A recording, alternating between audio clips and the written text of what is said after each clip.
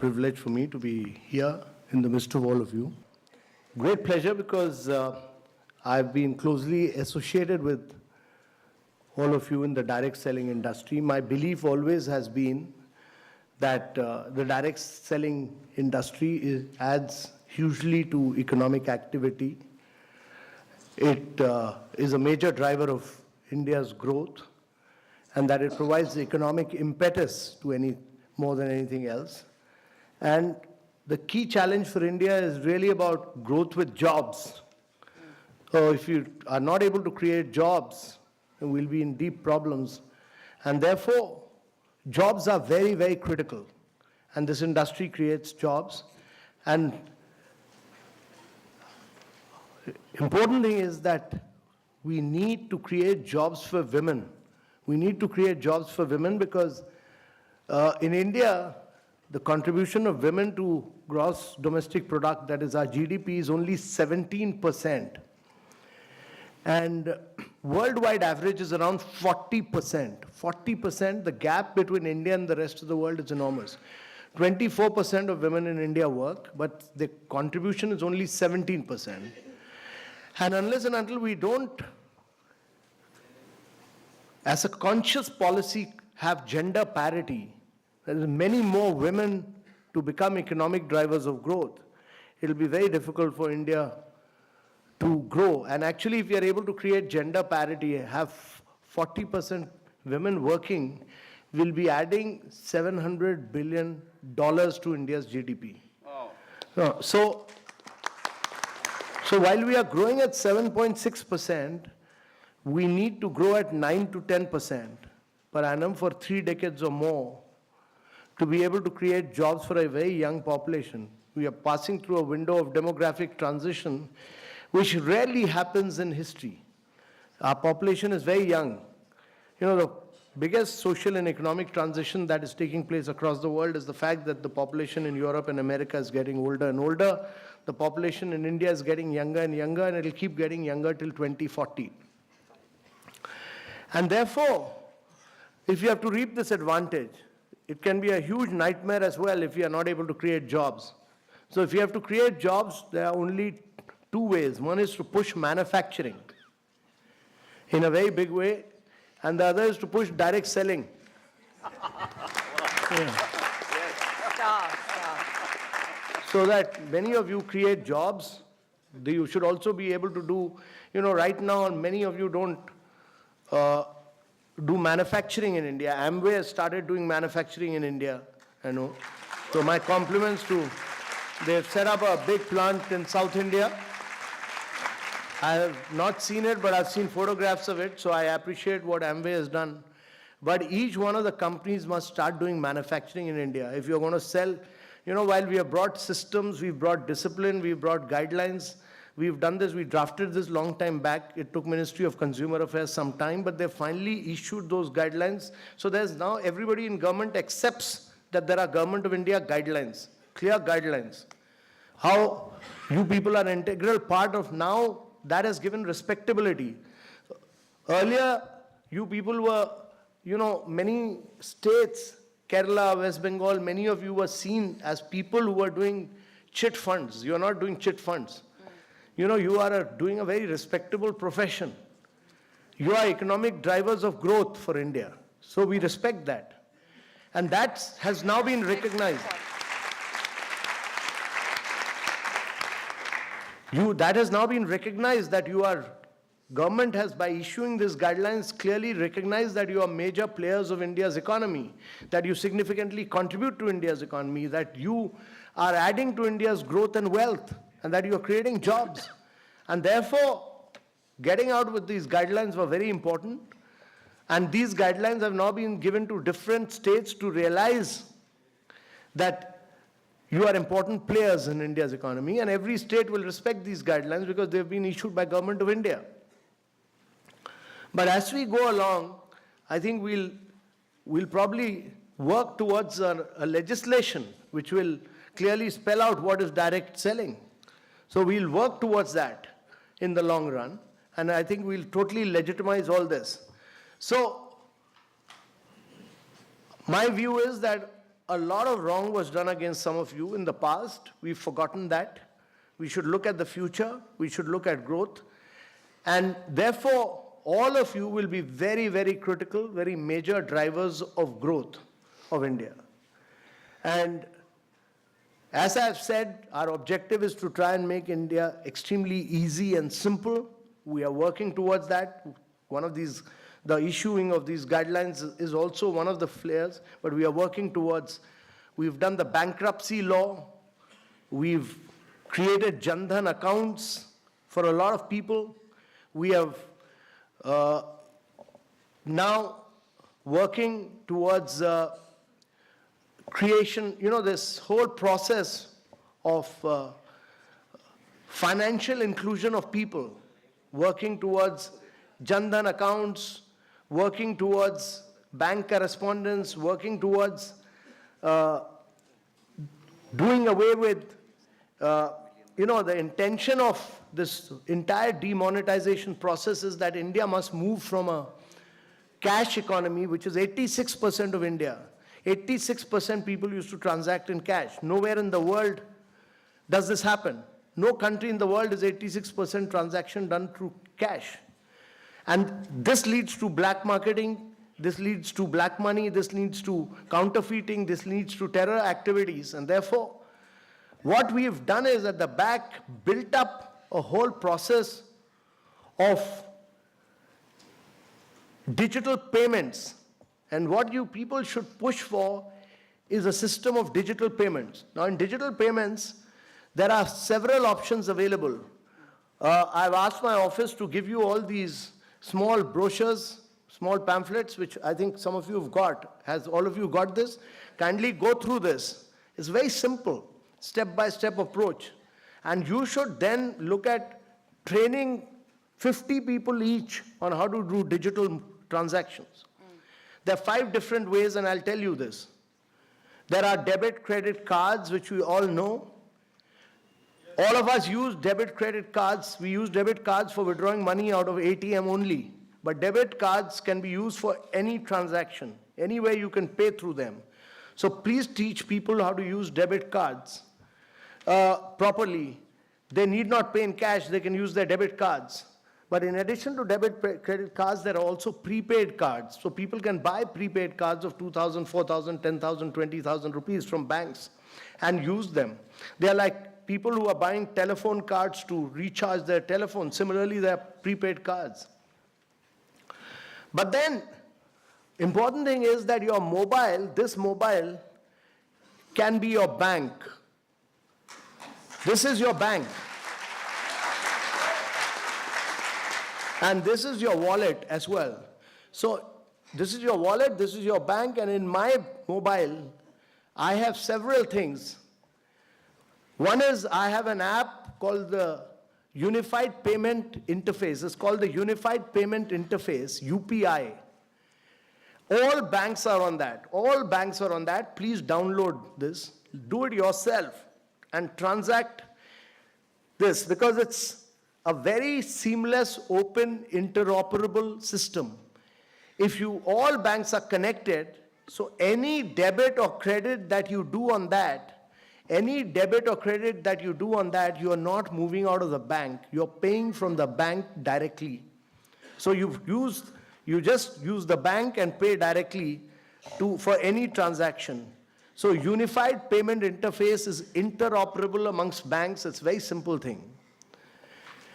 Many of you will say, but what happens if there is no internet? Vast areas of India are not linked to internet. We have a thing called USSD. USSD is nothing else but *99# on your phone. Just use *99# and ring it. And you'll get this. And on *99# on any part of India, on a GSM phone, you can actually do any debit or credit. So anywhere in India on a GSM phone, you can do debit or credit on what is known as USSD, but I call it Chetak because वो Chetak की तरह दौड़ता है और बड़ा simple है. So it's very easy. So use USSD in areas where there's no internet. And the third is Aadhaar-enabled payment. And Aadhaar-enabled payment is the most powerful according to me. Because in India, 99.9% of the people, adult people, all have Aadhaar. Everybody has Aadhaar. And I hope all of you have Aadhaar. You can't survive without Aadhaar actually. So 99.9% of the people have Aadhaar. There are 108 million adults who have Aadhaar. There are 38 million accounts which are seeded with Aadhaar. Bank accounts which are seeded with Aadhaar. Many of you don't know this.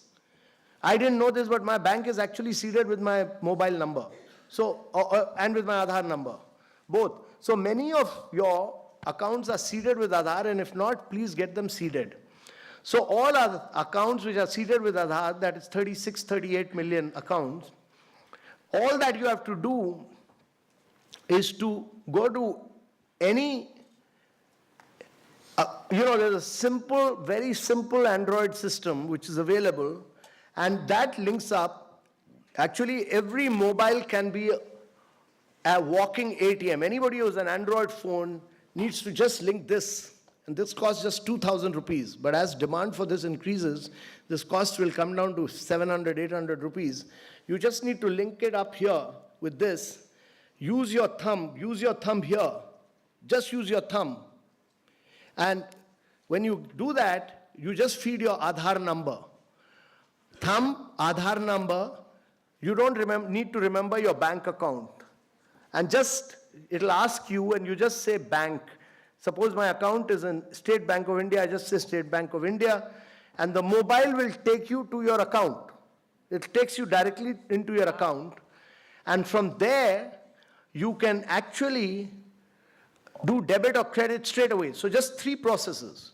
Your thumb impression, your Aadhaar number, and your bank. Just name the bank. It will take you to your account. And if you have to debit, just say 5,000 rupees or 200 rupees or whatever, and put debit and tuck, it goes. So it's a bang of a second. So immediately it'll transact business, and I think is Raghavan here? I'd asked him to come. He's here. So he will actually transact this. He will transact it for you. And Raghavan, I've got him with what he's carrying today is a micro ATM, but it is nothing. This micro ATM is actually nothing but an Android phone linked with a thumb impression. But this is just a micro ATM this is a mobile with a thumb impression, but in about 10 or 15 days, actually we are popularizing that every Android phone, you can buy this and this will become your all of you must become walking ATMs. All of you must become walking ATMs.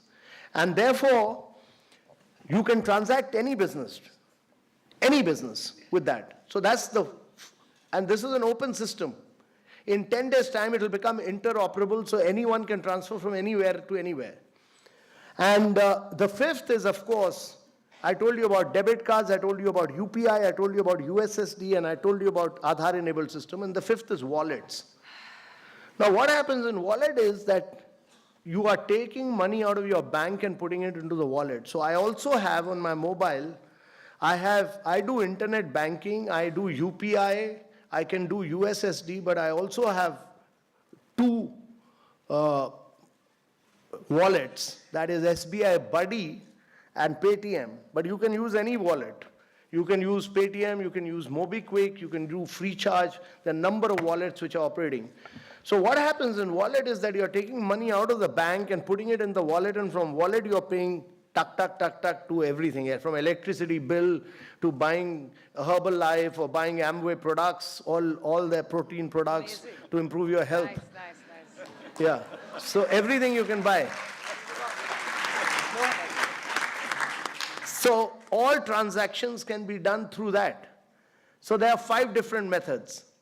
Debit card, credit cards, prepaid cards, UPI, USSD, Aadhaar-enabled system, and wallets. 5 different systems are available. You use any one of them.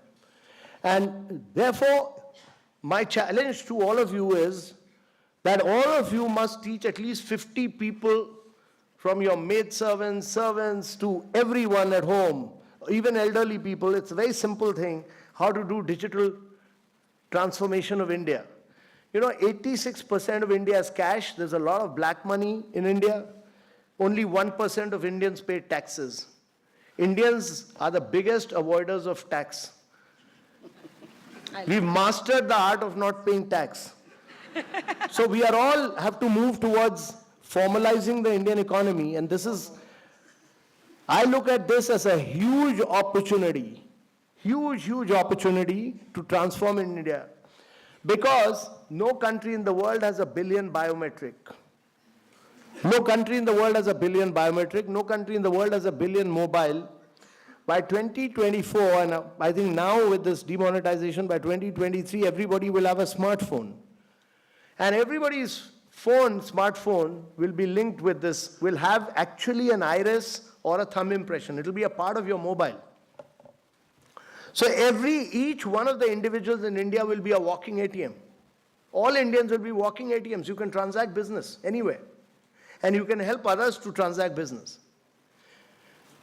So this is a huge opportunity for direct selling agents, all of you, to really push India into the digital age. And I see you people not as just direct selling agents, but agents who are going to transform India in many ways. And women learn this much faster than men. You know, women learn this all much faster than men, because, you know, when I was passing out of college in St. Stephen's, it was a male bastion. There were no girls allowed. But when my daughter got into St. Stephen's, it became co-ed the year I was leaving. And by the time my daughter joined the college, almost 80% of the seats in the college are now taken by girls. And the previous principal had said that, we should give, it became a big issue because he said, actually, if you want St. Stephen's College to remain a co-ed college, then you have to give 10% extra marks to boys. So men protested, but actually when I went to Bangalore Christchurch College, the Vice Chancellor there told me that he gives 15% extra marks to boys so that it can remain a co-ed college. And even then, 70% of the students, despite 15% extra marks, 71% of the students were girls. So my view is that girls will continue to do better than men throughout, and we need to push that so that India's GDP improves. I wish you all the very best. I wish you all grow and prosper. I wish your companies prosper.